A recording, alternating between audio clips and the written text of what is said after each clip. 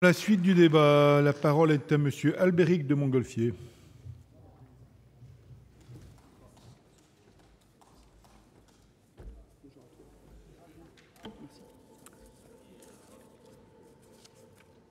Ça va pas être pareil, c'est un peu différent. Monsieur le ministre, monsieur le président de la commission des finances, monsieur le rapporteur général, messieurs les rapporteurs généraux, mes chers collègues, alors nous allons examiner, comme nous le savons, une loi de programmation pluriannuelle, et il faut reconnaître que c'est une avancée qui est issue, comme vous le savez, d'une précédente révision constitutionnelle sous une précédente mandature. Et il s'agit certes d'un texte important, mais néanmoins, quelle que soit l'importance du texte, je serai extrêmement bref, car nous examinons cette loi dans un contexte qui est tout à fait inédit. Et ça a été un petit peu indiqué tout à l'heure. Premier élément de contexte inédit, vous le savez, c'est la réunion de la Commission des finances le 31 octobre dernier qui a rejeté le texte. C'est assez inédit puisqu'il y a normalement une majorité au Sénat, mais une partie de la majorité sénatoriale a cru bon de ne pas voter le texte. Deuxième élément de contexte tout à fait inédit, alors que la loi de programmation concerne la période 2013-2015, les mesures qui ont été annoncées hier par le gouvernement remettent très largement en cause le texte lui-même. Et je vais prendre à cet égard trois illustrations. Tout d'abord, une première illustration en matière de fiscalité, puisque, comme vous le savez, le gouvernement a annoncé dans son élément de compétitivité une baisse assez majeure de la fiscalité des entreprises, 20 milliards nous dit-on, 10 milliards la première année, 10 milliards l'année suivante, alors que le PLF pour 2013 augmente de 10 milliards d'euros les impôts des entreprises. Donc concrètement, c'est assez contradictoire. D'un côté, on commence par augmenter de 10 milliards d'euros le prélèvement sur les entreprises et on annonce sur les années suivantes une baisse de 10 milliards puis 10 milliards. Deuxième illustration en matière de dépenses cette fois-ci. Comme vous le savez, le PLF pour 2013 annonce 10 milliards d'euros de dépenses en moins et hier, le gouvernement a annoncé à nouveau 10 milliards d'euros d'économies pour financer notamment ce crédit impôt. Nous n'avons pas de précision sur ces dépenses. Troisième illustration, nous sommes au Sénat et je ne peux évidemment ne pas parler des collectivités. Vous savez que le projet de loi prévoit une stabilisation des concours financiers des collectivités en 2013, puis une baisse de 1,5% en 2014, baisse de 1,5% en 2015. Or, le gouvernement a annoncé hier encore une nouvelle diminution des dépenses des collectivités. C'est dans le discours du Premier ministre. Quelle hauteur, sur quelles dépenses ? Trois illustrations qui montrent tout simplement que la loi de programmation que nous nous apprêtons à voter est devenue caduque. Du moins, elle est rendue caduque, bien sûr, par les annonces du gouvernement. Elle est également devenue caduque par les hypothèses de révision de la croissance, puisque, comme cela a été rappelé tout à l'heure, la Commission européenne a publié à 14h ou à midi des prévisions qui ramènent la croissance à 0,4% en 2013, puis en 2014 diminue encore à 1,2% cette hypothèse de croissance. Monsieur le ministre, j'en tire la conclusion qu'il faut tout simplement revoir la copie, sinon, quelle serait la sincérité du texte ?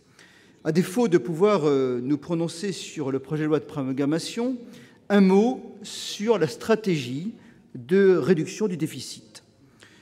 Et à cet égard, je souhaiterais être très clair. Notre groupe apporte, sans aucun état d'âme, notre soutien sur l'objectif de réduction du déficit, 3% en 2013, 2,2% en 2014. C'est indispensable, cela a été dit sur tous ces bancs, compte tenu du niveau d'endettement, plus de 1 710 milliards. C'est indispensable, bien entendu, compte tenu du niveau d'emprunt, puisque nous devons, même avec 3%, emprunter encore 60 milliards d'euros. Et si nous partageons tous la volonté d'atteindre cet objectif de 3% en 2013, on peut néanmoins s'interroger sur notre capacité à le faire. Rappelons-le, je viens de le dire à l'instant, la Commission européenne a ramené le déficit à 0,4% au lieu de 0,8% annoncé par le gouvernement et conclut très clairement dans ce communiqué à l'impossibilité d'atteindre les 3% en 2013 et elle repousse plutôt cet objectif à 2014. À condition, nous dit le commissaire aux affaires économiques et monétaires, à condition, et là je le cite, de prendre des mesures d'économie supplémentaires en 2014 et 2015. Et la Commission insiste pour que les efforts soient plus équilibrés entre, d'une part, les hausses d'impôts et, d'autre part, la réduction des dépenses publiques. Alors que le projet du gouvernement, faut-il le rappeler, fait porter les augmentations sur les impôts à hauteur de 2/3 et les réductions de dépenses à hauteur d'1/3. En définitive, si l'on regarde en l'état, c'est-à-dire avant les annonces d'hier, le texte qui nous est soumis, j'émettrai simplement 2 critiques très brèves. Première critique du côté des recettes. Elles sont manifestement surévaluées. Certes, on doit le reconnaître, dans toutes les lois de finances, l'exercice qui consiste à évaluer les recettes est toujours un exercice difficile, mais néanmoins, nous avons à tenir compte de la révision de l'hypothèse de croissance qui aura nécessairement un impact sur les recettes dont on peut d'ores et déjà estimer qu'elles sont surévaluées. D'autre part, il y a, et ça a été souligné tout à l'heure par le président de la Commission des finances, un risque de changement de l'attitude des acteurs en fonction des nouvelles donnes de la fiscalité. Je crois qu'il y a dans ce projet de loi des finances pour 2013 que nous examinerons prochainement un véritable choc fiscal, avec notamment 20 milliards d'euros de fiscalité en plus. Et le PLF, à travers ce choc fiscal, peut créer un changement finalement de comportement des acteurs économiques qui va rendre l'impôt moins performant, en tout cas diminuer son rendement. Il y a aussi la croissance peut-être, mais la croissance et l'hypothèse de croissance vient d'être révisée par la Commission tout à l'heure. J'en ai parlé à l'instant. Deuxième critique, les hypothèses de dépenses. Les hypothèses de dépenses, elles sont largement imprécises. Certes, la reconduction de la règle du zéro volume, du zéro valeur ne suffit pas, mais il faut également financer les créations de postes supplémentaires, en particulier dans l'éducation, et de ce point de vue, le projet ne comporte pas de précision sur le moyen d'atteindre précisément la réduction de ces dépenses.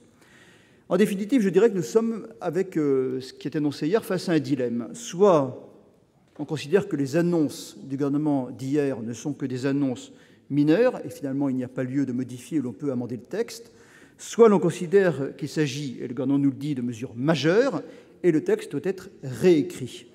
Et nous, en tous les cas, on ne peut pas renvoyer à la seule commission mixte paritaire la responsabilité d'écrire ce texte. Il aurait été, Monsieur le ministre, plus respectueux des droits du Parlement, soit de lever l'urgence, puisque nous sommes dans un texte qui bénéficie de la procédure accélérée, et de revenir avec un texte révisé, réécrit, soit il aurait été possible de le modifier dans un prochain collectif budgétaire, et l'expérience montre que nous avons assez fréquemment des collectifs budgétaires. En tous les cas, vous nous dites que ce n'est pas le cas, Monsieur le ministre, parce qu'il n'y a pas lieu de réécrire le texte, car l'objectif de 3% est inchangé. L'objectif est inchangé.